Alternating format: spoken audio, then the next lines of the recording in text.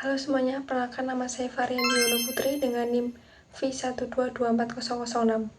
Sebelum adanya Indonesia National Single Window atau INSW, pelaku usaha itu harus mencari informasi dan mengurus berbagai keperluan ekspor maupun impor melalui beberapa instansi yang berbeda.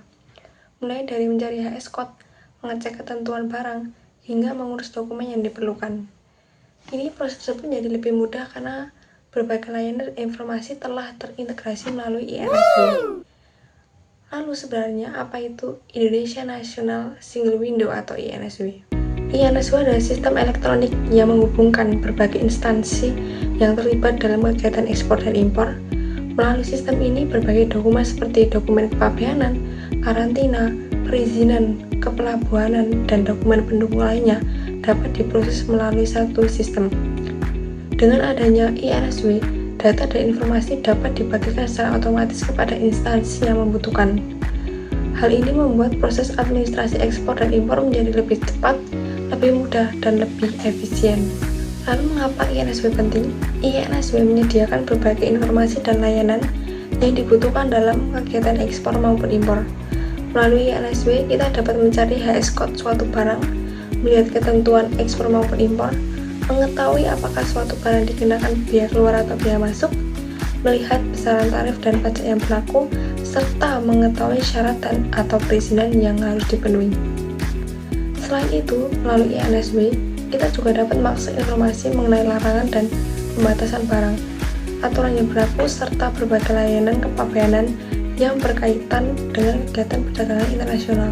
Selanjutnya kita akan melihat secara langsung tampilan portal INSW beserta beberapa layanan yang tersedia di dalamnya. Yang pertama kita searching dulu Ligro, kita ketik INSW. Kita pilih yang paling atas ini, INSW ID. Nah, ini kita sudah masuk ke portal INSW. Di sini kita bisa melihat berbagai fitur-fitur yang ada di INSW. Berita terkini ada, hal yang pentingnya juga ada. Bisa cek profil di sini, terus mau melihat perizinan. Jadi ketika kita sudah punya izin nih, nah itu kita bisa cek di INSW. Ini tinggal kita cari, masukkan NPWP kita dan nomor perizinan. Itu nanti muncul.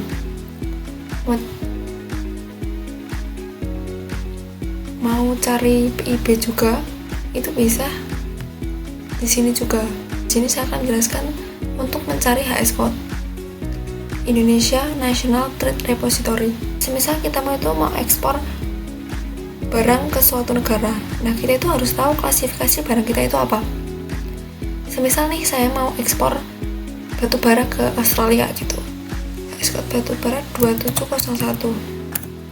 Nah itu muncul berbagai nomor HS code dari yang 4 digit, ada yang 6, ada juga yang 8. Nah, misalnya kita yang ini.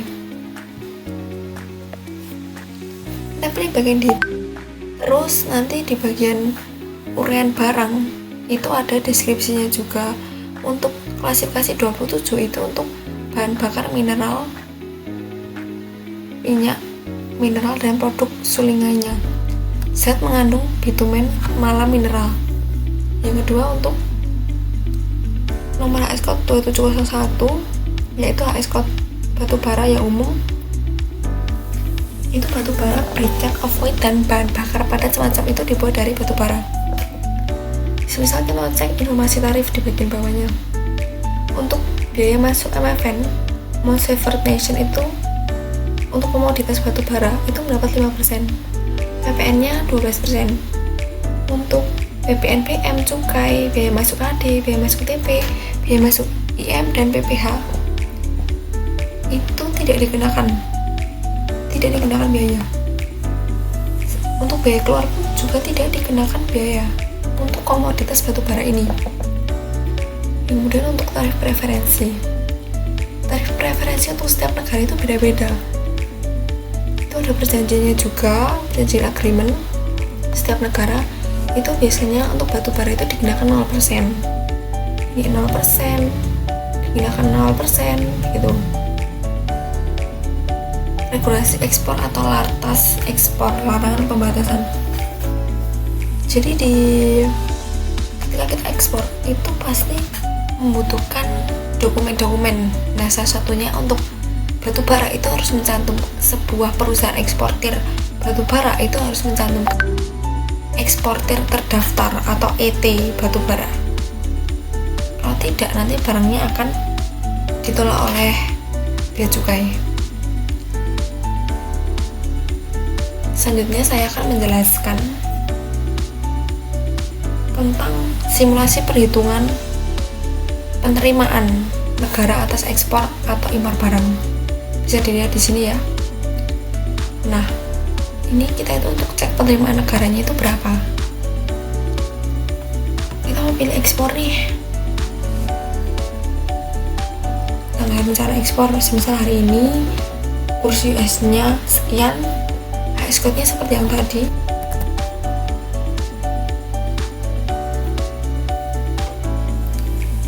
Jenis tarif ad valorem, totalnya barang semisal kita perkirakan 4.000, tarif biaya keluarnya 4%.